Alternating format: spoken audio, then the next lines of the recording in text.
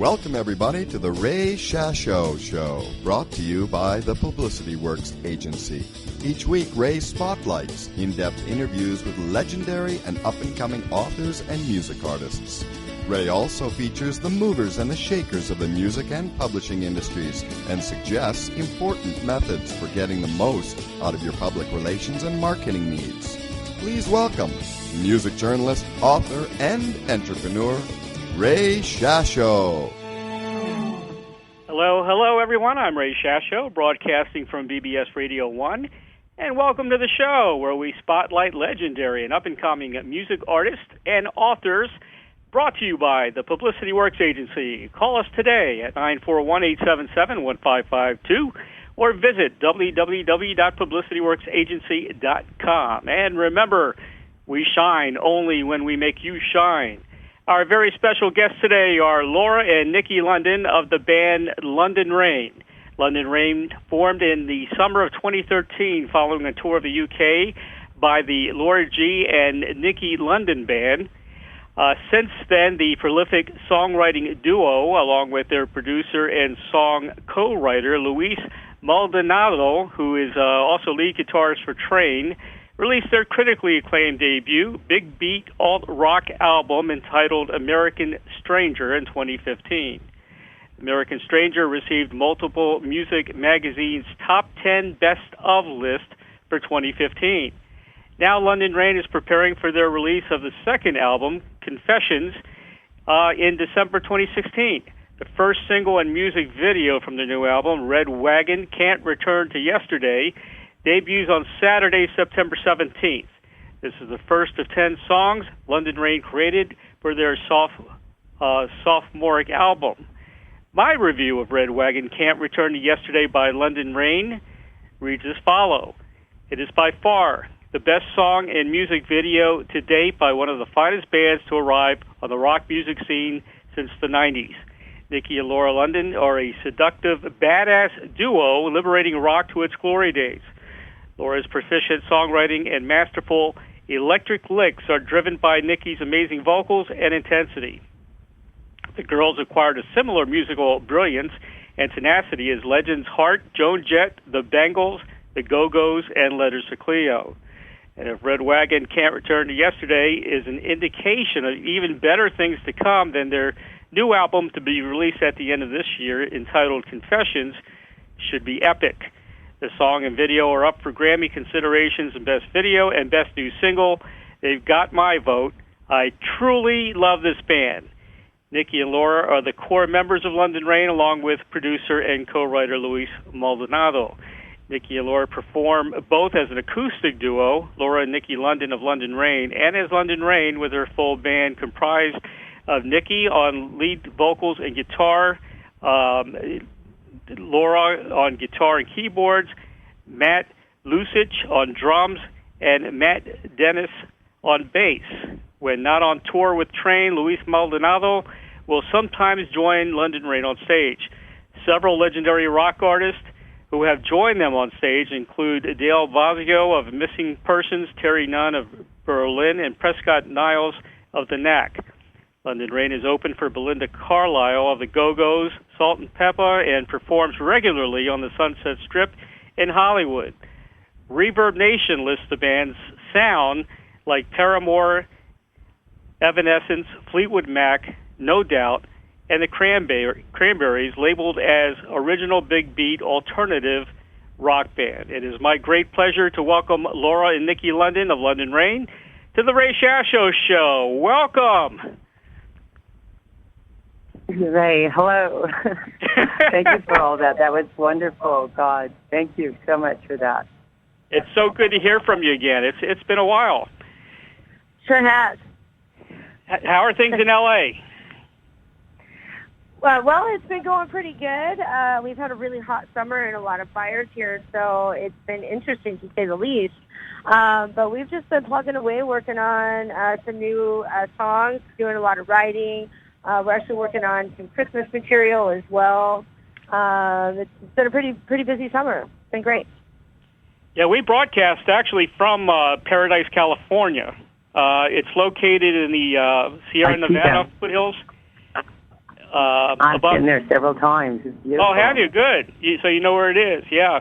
Oh, yeah, to the Chico Festival up there, the Fun Festival, I think it was the Pioneer Festival. It's fantastic. Yeah, so it's kind of cool that we broadcast from California, but I get to stay here in beautiful Tampa Bay. I got a chance to go up there with and meet with the Beach Boys up there when they played up at Chico State. It was really a fun meeting with all of them. It's really impressive to watch them and get to meet with them. Oh, cool. That's pretty neat. The big news, of course, is the release of the new single and video, Red Wagon, Can't Return to Yesterday, I guess September 17th. And, of course, the new album entitled Confessions will be at the end of the year. Was there a master plan for releasing the album in December? Because I think was it scheduled a little earlier than that originally?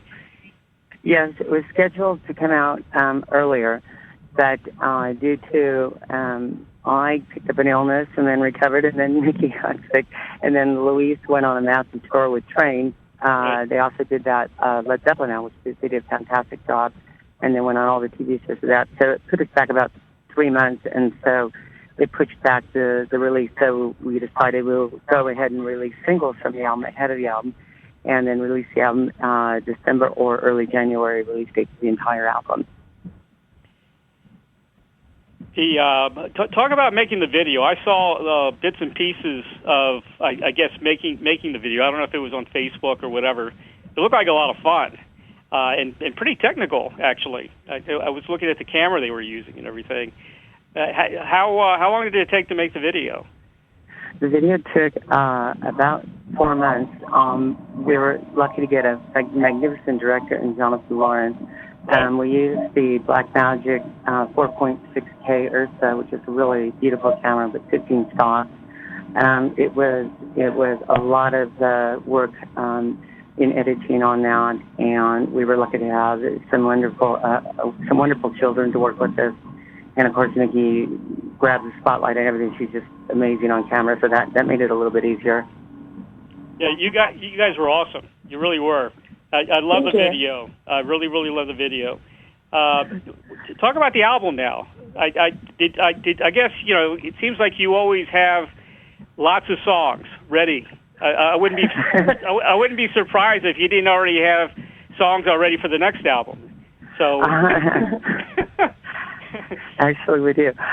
This coming album, the last album, everything we try to do is we feel like something a little bit more of a lyrically, something more of a throwback to a period when lyrics were a bit more important than they seem to be today. Right. And nothing against the lyricists of today, but a lot of lyrics today are written mostly about being in love or being hurt by love or relationships. Most of our songs have to do with societal issues, political issues, or it could be about love or introspective feelings. The first album, American Stranger, was more about how oneself deals with issues within society, feeling isolated in their own world by whether it's by race, by sexual orientation, or anything else. In this new album, it's going to be more personalization about things that happened when we were growing up, how it molded us today, how it affected us. The Confessions is exactly what the title's about. Most of the songs are going to be about personal experiences from the past and how they relate to us today. For example, Red Wagon, the single you just heard, is about my experience when I was 3 or 4, receiving a red wagon at a young age and at a birthday. It's something I always wanted. And it disappeared the next day, and I was told later in life that it was either stolen or given away or my parents returned it. I don't know what happened. But right after that, immediately my parents divorced, and then everything sort of went downhill from that moment. So it was kind of a monumental moment in my life because so many things went the wrong way after that moment. And I went to like 12 schools in 12 years after that. So the song is about that, and that's why the title is Can't Return to Yesterday, taking a line from Alice in Wonderland on that. And that's what the theme of the song is about. So anybody wonders what Red Wagon is about, it's about the old little red wagon. Lori, you're very deep. I'm glad you are, because like you said, there's so many lyrics today that really don't mean anything. They just either rhyme with each other. you know. And the thing I hate the most about any song is the repetitiveness. You get a line of lyrics, and they repeat them like 10 times in a row. And it's not only today. I've heard classic rock bands do that on mainstream radio, and that just drives me crazy. You know? Yeah, it does, and it's one of the hardest. It's a real catch-22 when you're writing, because you want when you have a lot to say and you want to write a lot, but you have to be balanced that with what people will listen to. And we have found that when we wrote songs with a lot of lyrics, like the song "American Stranger," which is the namesake song for our last album, had a lot of lyrics, and we felt was one of our strongest songs on the last album. But it was harder for people to understand that song compared to our song "Love and Free Fall," which had more repetitive lyrics. Right. So you always face the challenge of what's the point of getting repeating a chorus or repeating a lyric versus adding new ones. You have to walk a fine line all the time, because as time goes on, it appears that people like less lyrics than more. So we want to get as much lyric and information and story into the song as we can, but not at also the sake of losing an audience too. So we have to walk that balance. There's always a compromise. Right, and I could add to that as well. Sure. I think that as songwriters, we like to play with words, and we like to come up with interesting new ways to say things. And although we may be very good at that, we kind of seem to be kind of really honed in on that kind of thing, where the majority of people really don't dig that deep into. It's you're listening to music on your iPod, or right. And to even get people, so many people don't even, especially like teenagers, don't even listen to an entire song. They listen the first 30 seconds, they skip. They get bored so quickly. So I think that it's an important, like Laura was saying, to find that balance in your lyrical style, that you say what you want to say and be meaningful without being too complicated at the same time.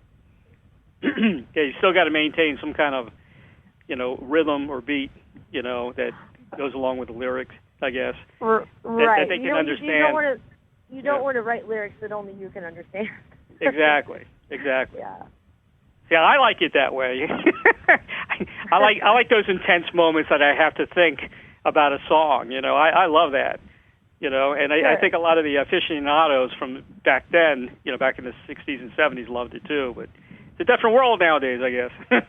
Yeah, I don't think we have the attention span that we did, back in the day. Where you could sit and analyze and right. pick apart Bob Dylan and what it exactly was exactly saying. I don't think people take the time to do that kind of thing anymore. At least not as much as we'd like to think so. So I'm still trying to interpret Bob Dylan.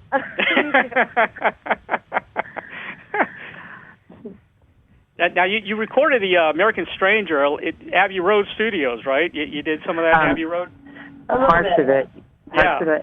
Abbey Road, mostly at Capitol Records in Hollywood. Capitol Records. Stagg Street, yes, Studios A and B, and then also Stagg Street in North Hollywood, where Alanis Morissette and a lot of people record also there. A little less than them, but nice, wonderful studio. And this new album, we're going to do a lot more at Stagg Street, because we just have a lot of freedom there at that studio. So did you record? It's worth mentioning that the people there are they make you feel very much at ease. It's kind of almost like a home setting. So it's very relaxed, very laid back, where you can really open up your mind and not be intimidated by, oh my God, Katy Perry just walked by. Did she hear us? Right. Something like that. It's real laid back. It's kind of in a what's the word I'm looking for? Kind of a anyway. It's a quiet setting. Setting. Yeah. I think we were intimidated at Abbey Road. That was pretty intense. Who wouldn't be? Yeah, we actually got to go in studio too, the Beatles studio. That was really nice. Oh my God. Capitol worked that out for us. How cool is that? Yeah, we didn't think we were going to get it. They said, no, looks like you won't get an out studio. And then the last day before said, you'll be in studio too. And I remember saying, I thought we couldn't get that studio. And said, oh no, you're in it first. That was wonderful to record there. It was great. They still have. That was. Go ahead.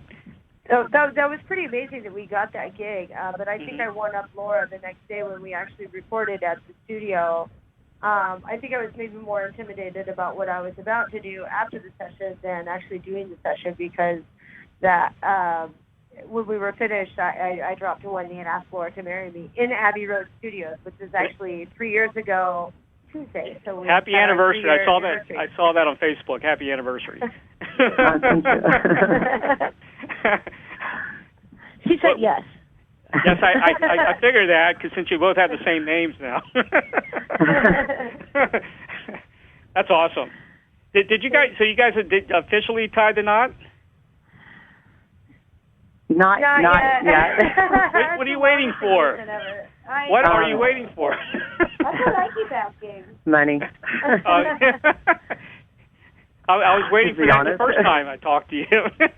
I keep trying to get her to just run out to Vegas with me, but that hasn't happened. Yeah, why not? At little Elvis Chapel, one of those things. There you go. Yeah. Will you come? Will you come? Yeah, definitely. I don't need an excuse to come to Vegas. Of course not. That'd be awesome.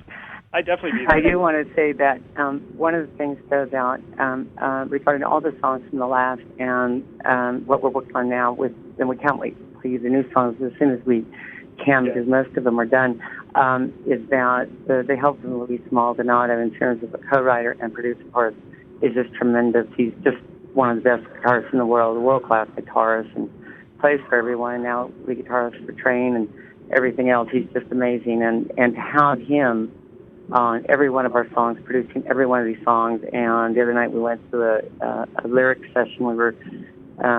We had turned in all our lyrics for all the songs, and he's sitting there just going, okay, now that one word you have there, that really doesn't play with the song, and what does it really mean, and how does that interpret with what you're trying to say?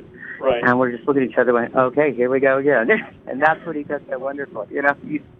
He really keeps us focused on he's just, you couldn't ask for anybody better to help you in it. And I think that helps Lunden Reign be a notch above what it is, because of the fact that we're working with such a great pro and in both the production, in the arrangement, and in the co-writing. It's funny, I was going to ask that question. One of the questions I was going to say is I think the band was very fortunate to have Luis be your producer. No question. And what were the little things that add to the band's success from Luis? And you just told me that, which is, is he kind of is he pretty strict in the studio, or is it? I see how many times we can probably count more times we haven't cried than we have cried. Really? Oh, excuse me, reverse that part. Yeah, he's pretty tough. That Luis's brother is also he's a bass player, right? Is that his brother? His brother Hector is the bassist for Train. His wife and his brother and his wife is Anna Lanchanton, who's the cellist, been with everything from Smashing Pumpkins to Queens of the Stone Age, and her sister is Paz, who's the bassist for the Pixies and everybody else. Well, for our listening audience, she was perfect circle. Luis Maldonado has worked with UFO, Glenn Hughes, John Waite, just to name a few. He's also a platinum-selling producer and music co-writer. And the brothers, they're awesome. Yeah, I guess they're a family of musicians, pretty much. Yeah, I think both Luis and Anna, I think both of their families are a long line of musicians that are just sickeningly talented. Yeah. And Hector played bass. We were really fortunate to have Hector play bass on a few of the songs on our first album, so that was really, really incredible to have them. Watch them both in the studio together and watch them make faces at each other through the window was really funny. What's Luis's background? Where's he from? His family? They're from L.A. They grew up in L.A. He's of Mexican-American descent, and I'm of Mexican-American descent. Yeah. And Nikki's of Iowan descent. And I'm Cuban. I'm half Cuban, There you go. Hello, all my friends back in Iowa. What part of Iowa were you from, Nikki? What's the city you're from? Well, I grew up in a very, very small town called Franklin, Iowa. Right now, currently, I believe, has about 138 Yeah, I people saw that. But then in Fort Madison, which is the next bigger town where I went to school, I lived there until I was about 18, 19, and then I moved to Iowa City, where I resided pretty much for the majority of the time until I moved to L.A. So you came from a real tiny town. Very tiny. I think the city block that we're sitting on right now is probably about the size of my town. I looked it up. It says the population of Franklin was 143 at 2010 census. Yep. We're at 138 right now, I think. And you ended up in L.A. That's amazing. Yeah, you know. And you found Laura. I did. I think she found me, really. And I'm darn grateful for that. I'm not sure. I may have ran away with my tail between my legs had she had not found me. You know, LA is a huge town, and I come from a very small place, and you know, it's easy to get swallowed whole in a place like this. And I'm just fortunate that I found somebody that was, you know, could kind of keep the feet underneath my ground, keep the ground underneath my feet, I guess. Through, you know, still adjusting to be in LA and you know, making friends and meeting people, which, as outgoing as I may seem, I'm actually can be kind of shy and introverted at the same time. So, you know, I get into a situation where I'm uncomfortable and I get afraid to talk to people. So Laura came up to me the one night, and I guess I wasn't quite so shy that night myself, but we ended up, well, doing the darn thing, I guess. You can tell how shy she is by how much. Yeah, I know, really. Hey, I saw you on the video on your website with what was the name of the song you guys did together with the singer from Berlin? Oh, Metro. the Metro, yeah. Yeah, you didn't look shy at all during doing that. Well, you know, it's kind of a thing. As soon as you step on stage, that's a whole other thing. You know, that's my comfort zone. That's a great video. I love that video. So thank cool. you. That was actually just kind of a last minute thing.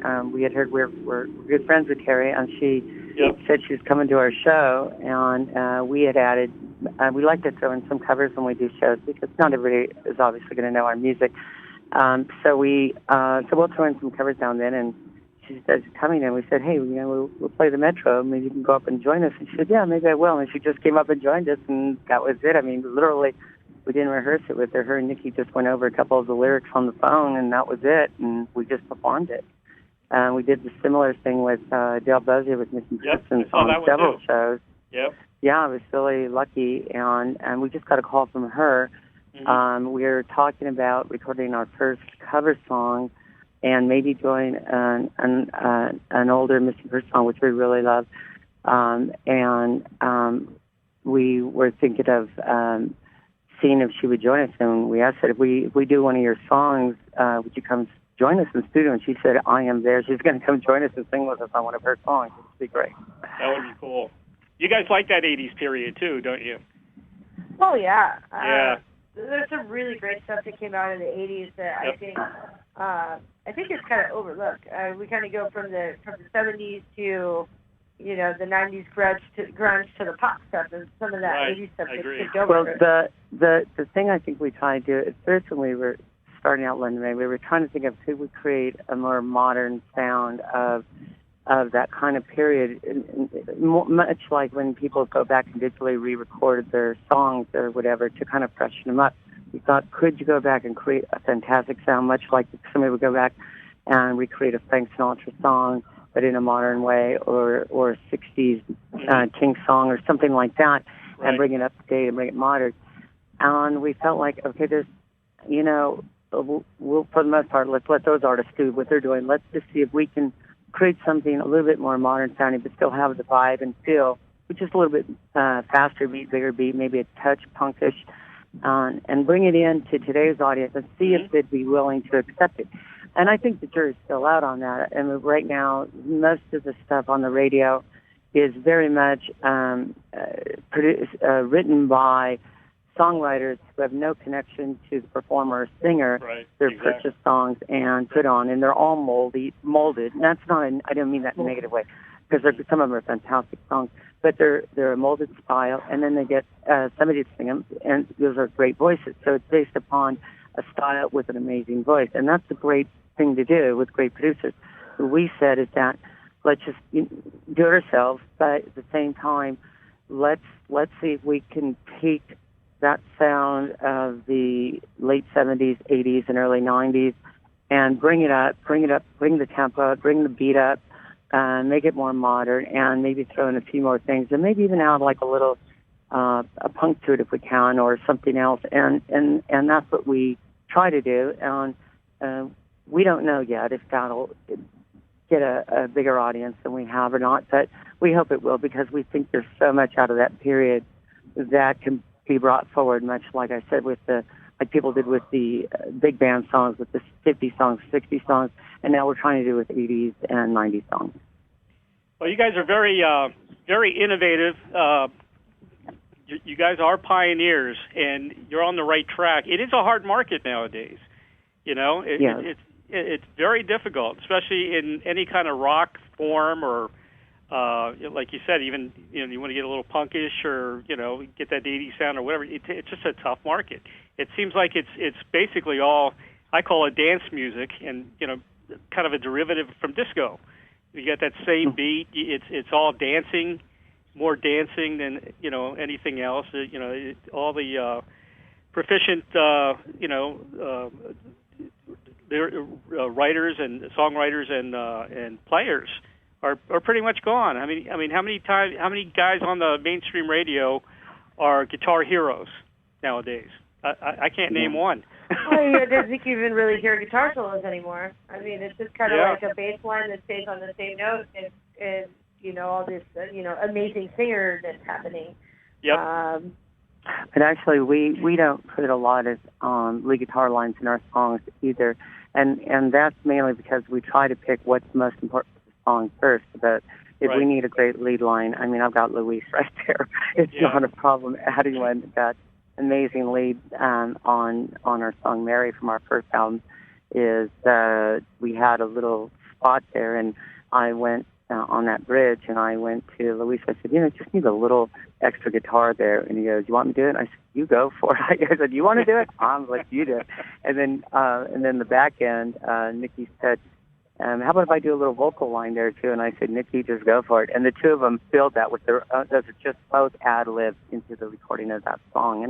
And that was the benefit of having Nikki, who can just ad-lib something beautifully into a song, and having Luis throw in a lead very reminiscent of a Jimmy Page kind of memorable style lead, or Eric Clapton.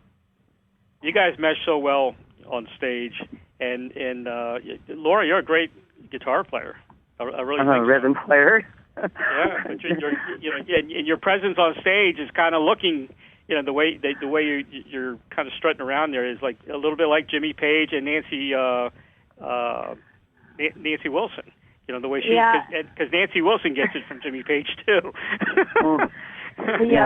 Who doesn't want to follow Jimmy Page? Exactly. You guys are great on stage. You're totally awesome on stage.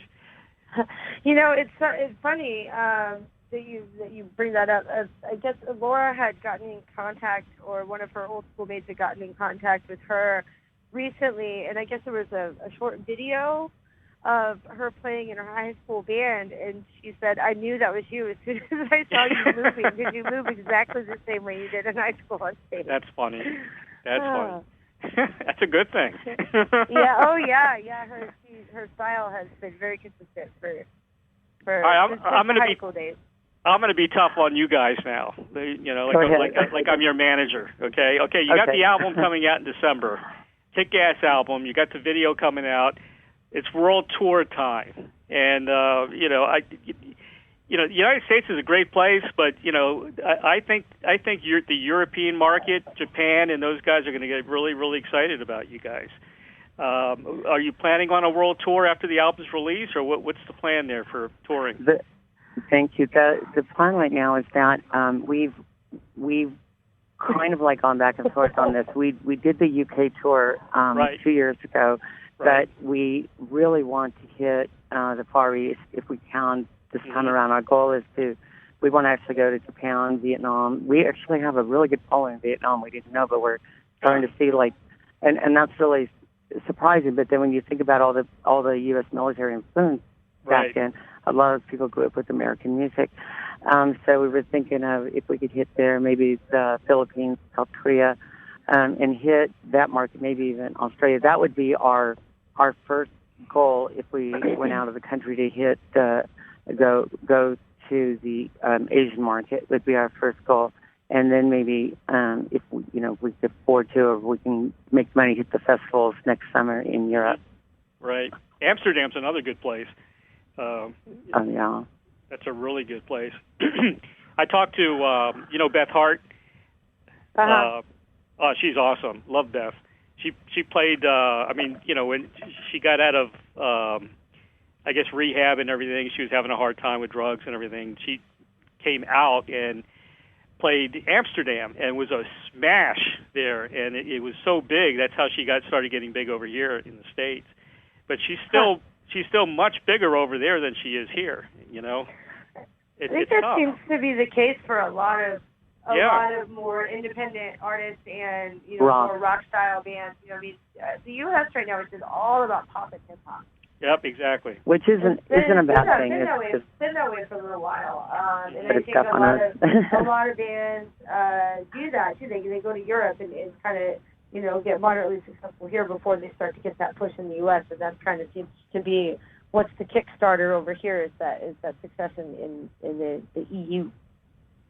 Exactly. Yeah. Our new our new management was working with John Pitgrass over at AEM Artist Entertainment Management, and their big thing is touring, and that's one of the reasons we're going over to them, because they're tour professionals, and so we're hoping that can help us get into some of those festivals in Europe. That's our real big goal, because we agree with you 100% that if we could do that, it's going to be a lot better for us than just consistently play more of the Sunset Strip and things like that here in the United States, because you're more in the club scene in the United States, but in Europe you're in the festival scene. We don't know what would happen in Asia, but we'll take our chances there. But yeah, Europe has the big festivals, and that's really, that's a big goal for us. Now, if you did a world tour, or even, here in the U.S., would you team up with maybe a headliner, and support them, or how would that work? We would hope they would include us. You're really at their mercy. A lot of it has to do, guys, pretty much with not as much as your music, but as much as your ticket pool. Right. Coachella and everybody else,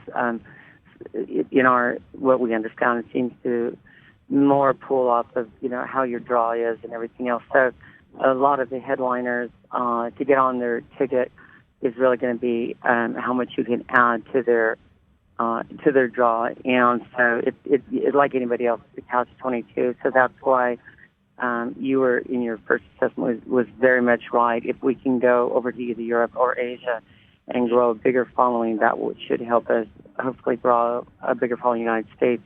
And then we can get on tour with one of the bigger acts, which would be our goal. Well, what if you toured with Train? Is that a possibility? We would love to tour with Train. They haven't asked us. So you got connections there already. Yeah, but one thing we try to do very carefully is not.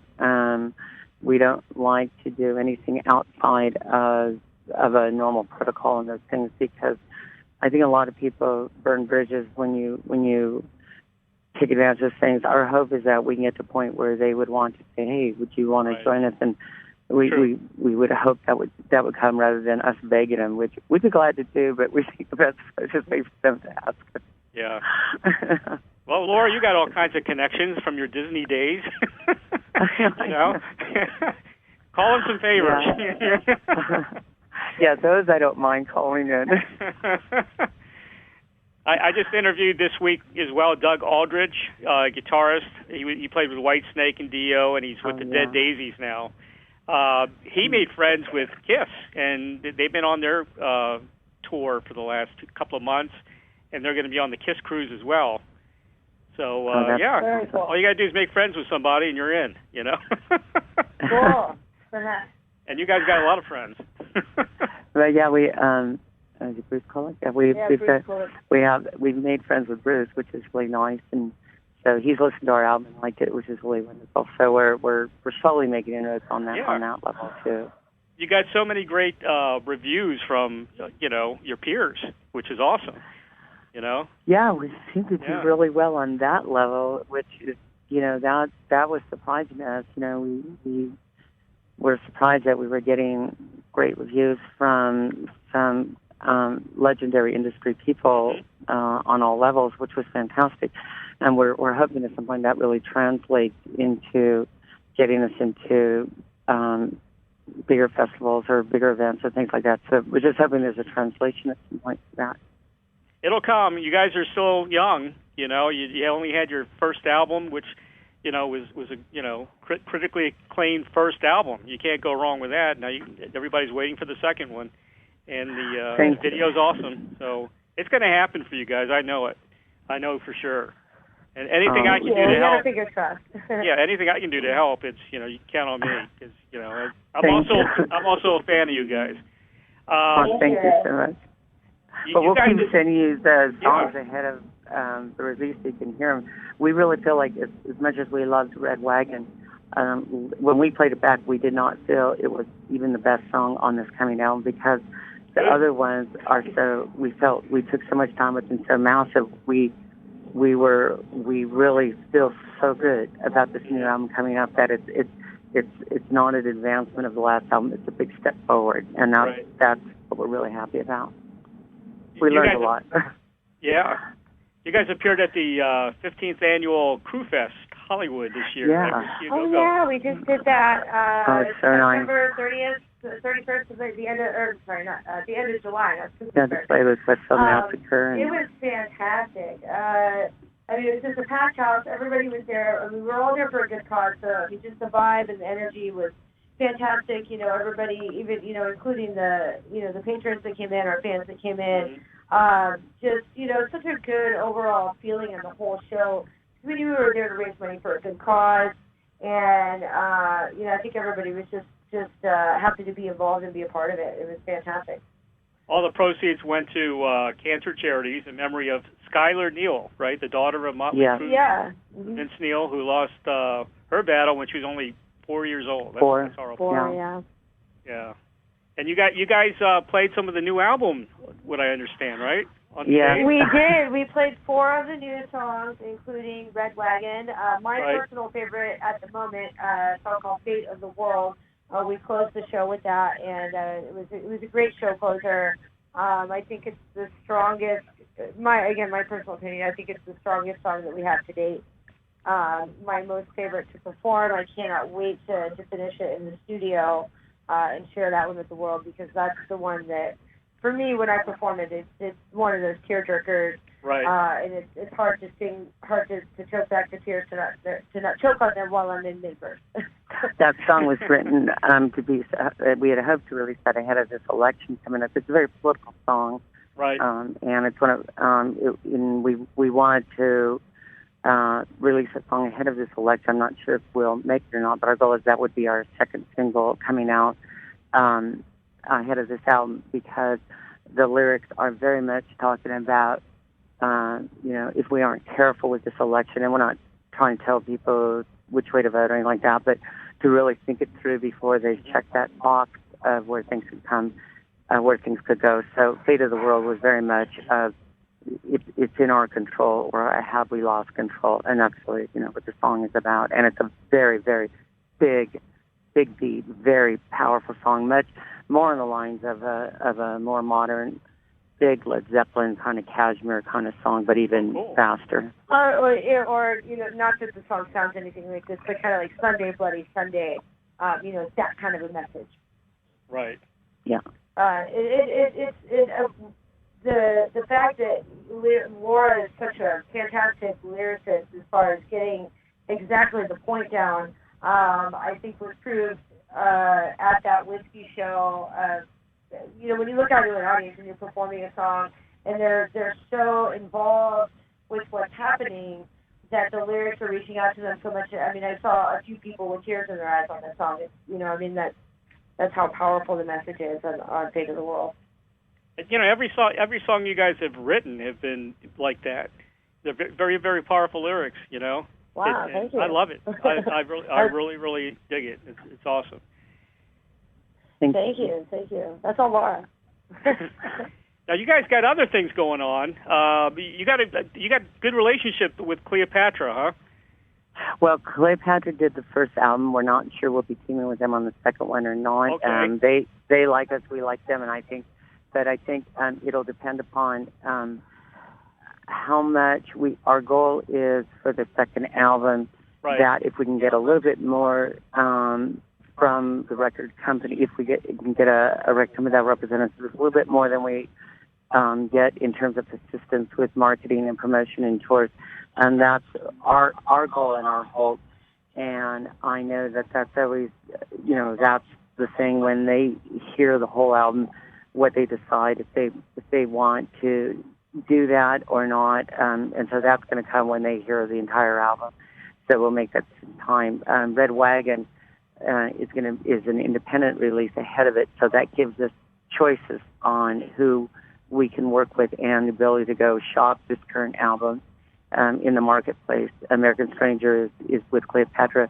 The second album could be with them, or we can shop to somebody else. It all just depends on what they say, and if we're able to shop to any level, that would give us a stronger opportunity, or as good as an opportunity. So it's unknown in that area, but we'll be pounding the pavement really hard on this album. You really got to work hard nowadays. It's not like the old days where you had lots of record companies knocking on your door, is it? At one time they were all looking for garage bands, and if you had a garage band in Michigan, you get signed to a record deal. And today you really got to promote the hell out of yourself to even get considered. It is more difficult, and as much as people say social media helps, and it does. It also means that instead of you're competing now with, thousands of bands on a place, and the one that gets that one viral hit or viral mention or whatever it is there's so many really good bands out there. And whoever gets that stroke of luck for whatever reason, earned or unearned, that's really where it goes. And so we just have to keep at that, as well as keep at working on the music and keep the combination going, and just hope we have stamina and energy to keep working that way, as well as on the songs, because at the end of the day, we still got to pay our rent. Yep, exactly. And I guess that's why Nikki's got her own, Nikki's Lunden Photography, freelance photographer. Yes, she does. And she's really good at it. Oh, my God. Really, and you got your website up. It looks great, by the way. Oh, thank you. Yeah, I've been working on that. Was working on that over the weekend. Yeah. I also have a full-time day job where I fling commercial cleaning services. But wow, you're quite the entrepreneur, aren't you? you got to do what you got to do. Right, exactly. And a couple of my coworkers there have actually hired me to do photos for their family. And it, it's just kind of started to pick up more things, so I wanted to get that rolling as well, because I'd actually like to shoot more bands and events, like music events and stuff like that. So I figured it was time to get that really going. Didn't you work for like a movie production company for a little bit, or something like that? I did also. I did some grip and gapping work on a movie called Bell Canyon. Right. With a very, very, very small independent film company, and that was a lot of fun. It was only an 8-day shoot, but it was the first time I got to work on a movie, and it was just a lot of fun to watch how they shoot the scenes and how the actors do their dialogues and things like that, and everything that's involved as far as even just blocking out the light from a window. Right. How much really goes into it, even on a low, very, very low budget film. I can only imagine what it would be like on on a big production. And Laura, of course, has her background with Disney for years and years. Are you doing anything on the side also, Laura? I do a lot of video production work for people, editing video as well. Oh, cool. What I'm currently trying to do more of is doing ghostwriting of songs for like film and TV, and we're doing a Christmas song here coming up. We're not sure if we'll put that under Lunden Reign or under our separate stuff, but every year we try to release a Christmas song for charity. For some, or to raise funds for something. But this year, instead of doing a cover of a Christmas standard, I wrote our own Christmas song, and so we're kind of excited to release our first Christmas song that we wrote this year. And that's sort of what I'm trying to do right now, is do that along with video production for people as well. How about screenwriting? Have you ever thought about that? I mean, you're in the right place for it. I've done a lot of writing for television in my past, a lot of years of it, and I've done. But screenwriting, I give those people all my respect in the world. It's one of the hardest things in the world. I've tried it. I have to say, I've tried it, and I failed. I don't think I want to try it again for a bit. It's just it's really hard to write dialogue. It's one thing to write a story. It's another thing to write dialogue. I cannot believe how hard it is to write dialogue. Do you still work at all with Disney, like on the fly or anything, or no. It was I was under a contract with them for a long time, and once that left, I went to work for NBC and worked on some other things like that and stuff. And so I've not gone back to it. I probably should at some point look at that as something I could add to, but for the most part, I did a lot of years in it. I just kind of like needed a break. Yeah, I hear Disney's kind of tough to work for as well. They're pretty hard on their people. Is that true? I think it depends on how you interpret that. Hard on people as if they want the most out of them is true. Right, They're hard on people for that reason, which is a good reason. Hard on people for any other reason. I think it depends on the individual. With any company, there's probably people who are treated well and not treated well, and there's different opinions. So I can only say that when I worked for them, yes, they were hard on us, but hard on us because they wanted the most out of us. And I can't say I disagree with that philosophy. Right. I interviewed about a month ago. We were talking about television and everything. Lucy Arnaz. Wow. Wow. I figured nobody's heard from her in a while. I'm going to reach out to her, and she contacted me right away. She's so great. What a great person she is. And she's trying to get together a cruise next year to Cuba, because it's going to be Desi's 100th birthday. And they're going to go to Santiago, Cuba, where he was from, and retrace the whole town, and she's put me on the list because I think I want to go. Wow! Cool. I met Wow, met Desi Jr. at an event a couple of years ago in Hollywood. He was living in Las Vegas. I don't know where he is now, but that would it would be great to talk. Wow, that would be fun to find out how to get aboard that one. I'd love to go to Cuba. Yeah, exactly. Especially with my mom, my mom's family was all from Cuba. So I was there as a baby, but, I don't remember anything, of course. Wow, Cuba would be, Yeah.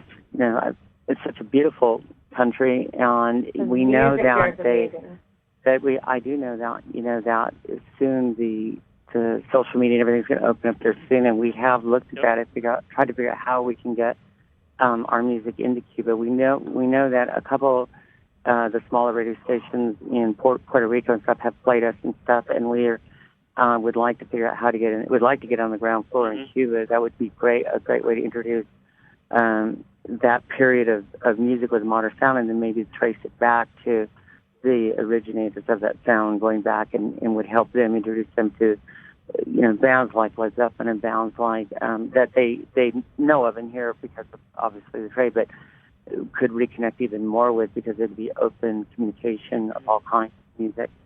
Definitely.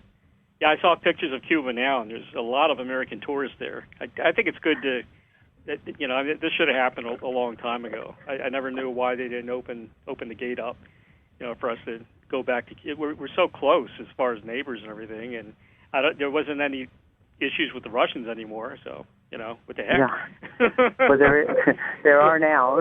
Yeah. Putin appears to be Trump's best friend, so that's an interesting one. Yeah, we'll have to see how that plays out, huh? Yeah. You guys got to go to the Grammys. I saw it all over Facebook from Nikki. That's how I stay in touch with you guys. Nikki posts all kinds of stuff. But did you guys get to schmooze with other artists at the Grammy Awards?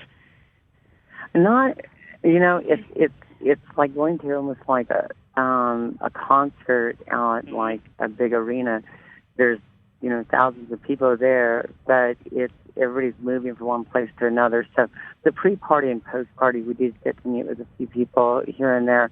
But during the event itself, everybody's just moving through those halls of the State Center so fast. You're just more or less looking at people walking by and saying, I think I know that person, but, everybody's moving really fast. And so it was a little more difficult than we thought. I think if we'd made the finalists in the nominations and were backstage, it would have been a lot easier to meet people just in the general audience. Well, if you're nominated for the single, then you're in. But, when we looked last year, and we knew a lot of Grammy voters, I'm a Grammy voter, and we know a lot of Grammy voters, and we listen to who they vote for, but then actually who makes it. I think the process is that it's not cheating or anything, but there's definitely seems to be a weighting toward the name artist. And it's understandable when they do that televised show, they want the biggest names with all the biggest ratings. But our hope is that maybe we'll get lucky and maybe be one of those lucky right. lesser known bands that might make some category somewhere or something that maybe we'll get enough votes for that. But it pretty much goes to those those top 20 artists that seem to dominate radio, dominate everything else, and they dominate every award show. And it's always just seeing people over and over. And then once somebody makes a breakthrough once or twice a year, and that's all they let in the door. These are the times you miss the old MTV. Oh, I know. Yeah. Because you guys would have definitely been on MTV. Yeah. Yeah. I was looking. You got a pretty famous designer from your first album. Is he going to be? His name is it Ioannis? Johannes. Yeah, you're right. I guess he's everybody. Is he Greek? Is it Greek? Yes. Yes. Okay. And yeah, designing the next cover. Oh yeah, he already did the design for Confessions. Awesome. In fact, we're doing a video preview of our song that we're releasing in the middle of this month, Red Wagon, and we're putting together the little trailer for it, and in that will be our logo slapped over the top of what will be the cover art for the next album. You'll actually see what that cover art he designed for the new album will be, and it's amazing. It's this windswept storm over the coast with these rocks that are just eerie and dreamy and all at the same time. He just has that fabulous style, and he also did this updated cover work for the new Led Zeppelin stuff that's coming out for the books for them and everything else. He's got that style. He's one of the greatest album cover artists in the world, and yes, he's doing the new album cover as well. Oh, he did a great job. Yeah, I checked out his resume. He's done a lot of albums. Yeah. Yeah. Well, we're running out of time, but I did want to tell our listening audience about the Savage Line from American Stranger, which was written for and dedicated to families and soldiers of the Chosen Company who bravely fought at the deadly battle of, is it Wanat? Wanat, yes, Battle of Wanat. Battle of Wanat, and that was in 2008. Can you talk a little bit about that track? Because that's a pretty heavy duty statement there. It's a great song. Thank you. That was basically Nikki and I were watching a 60-minute report. My dad had fought in the Korean War 2 tours, and he had talked about how we were talking about Vietnam and how the soldiers came back and weren't, there was very little attention given to them, and a lot of almost a disservice. They didn't cause the war, they just fought it. And so we talked about that, and he said the same thing happened to us coming out of the Korean War, and I was really shocked because I didn't know that it happened to soldiers coming out of the Korean War as well. So we happened to watch 60 Minutes about the Battle of Lanad, and this incredible ambush by the Taliban of American soldiers there who were put on the front line with very little support. And it's a really tragic story. 9 were killed, I think 27 wounded out of 49. They were almost obliterated. And it was just being put on the front line with just no support at all.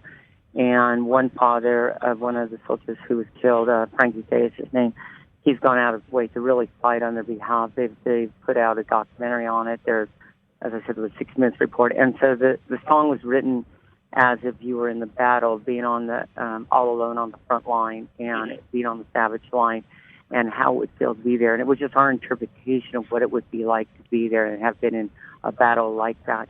And that's why it was written from their perspective, from our thoughts of what it would be their perspective, and then dedicated to them in honor of giving us the ability to have the freedoms we do today, especially as LGBT members. We wouldn't survive as much probably in somewhere else, but in America, everybody's accepted for the most part, and it's because of people like that who fought for us, and that's why we try to honor the veterans and soldiers and give them all their praise.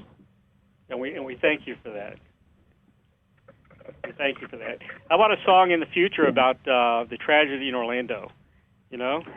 Oh, we have one in the works. Actually. We do. We do. We do have one there. It's just a matter of a lot of people come out with songs right after it, and so we thought, well, let's just take our time on this and wait till the dust settles a little bit to put that out, so it's not just rushed after the event. We want to really think that through. There's a lot of broken hearts in that incident, and we want to be really careful with the tragedy of that scale and nature. Yeah, that's only about an hour and a half for me. We go there all the time. Oh my God. It's horrible. You don't believe something like that can happen in this country. But obviously it can. Because it's so close to you. Yeah, it is. Yeah. We just my daughter got married in St. Augustine, so we went by, we drove by Orlando, but we go to Orlando a lot. Oh God, that must have been heartbreaking to go there and see that scene. That must have been heartbreaking. You could even script that in a movie. I mean that was horrible as a movie. It's terrible. Nobody would believe it. Nobody would believe it. Well, anything else you'd like to promote or add? I only want to thank you so much for taking time to talk to us and sharing your comments and everything else. We really appreciate your support, and thank you for continuing to do what you're doing for us. We really, really thank you and appreciate it. I second that motion, Ray. It's always a pleasure talking with you, and I always get so excited when I see you like something on my Facebook page or whatever. I'm like, oh, Ray. Such a cool guy. I always like everything you put out there, Nikki. Everything you put out there. You. Like. I'll put more comments too as we go along. Okay. I need to come out to LA. It's been a long time. I would love to have you. Yeah. It'd be so cool to meet in person. I kind of thought about moving out there at one point, so we'll see. Well, it's quite a bit less humid here. If we know in advance, so we could plan a show, and when he comes, so we could play live for him. Yep. That'd be awesome. That's perfect. Yeah. Well, Laura, Nikki, thank you so much for being on the show today and for all the incredible Lunden Reign music. We're looking forward to the new single video, Red Wagon Can't Return to Yesterday, on September 17th. And, of course, Confessions, the new album by Lunden Reign, at the end of the year. So we'll see you guys on Facebook. Thanks, Ray. Have a great day. Thank you so much for being on the show. And appreciate hi, everybody that's listening. Thank you. Bye-bye. Take care. Bye. Bye-bye. Visit Lunden Reign's official website at www.lundenreign.com. Lunden Reign is also on Facebook, www.facebook.com/Lunden Reign. Lunden Reign's on Twitter, twitter.com/Lunden Reign. Lunden Reign is also on Reverb Nation, www.reverb.nation. nation.com/Lunden Reign. You can purchase Lunden Reign's critically acclaimed debut release entitled American Stranger at Amazon.com. Visit Nikki Lunden Photography and DJ Services at www.picsbynikki.com. Very special thanks to the great Billy James of Glass Onion PR for arranging this interview, and to Doug and Don Newsome with BBS Radio for making it all happen every show. Join me bi-weekly Mondays at 3 p.m. Pacific, 6 p.m. Eastern on The Ray Shasho Show. If you have comments or suggestions or would like to be a guest on The Ray Shasho Show, call 941-877-1552 or email us at ray@publicityworksagency.com. And don't forget to purchase a copy of my book entitled Check the G's, The True Story of an Eclectic American Family and Their Wacky Family Business, or the second edition entitled Wacky Shenanigans on F Street, Proud to be Politically Incorrect in Washington, D.C. Available now at Amazon.com. You'll live it. Have a great week, everybody. Thank you for listening to the Ray Shasho Show, brought to you by the Publicity Works Agency. Call 941-877-1552 or visit us at publicityworksagency.com, specializing in author and music artist publicity plans. We shine when we make you shine. Join Ray Shasho every Monday at 3 p.m. Pacific, 6 p.m. Eastern on BBS Radio, Station 1.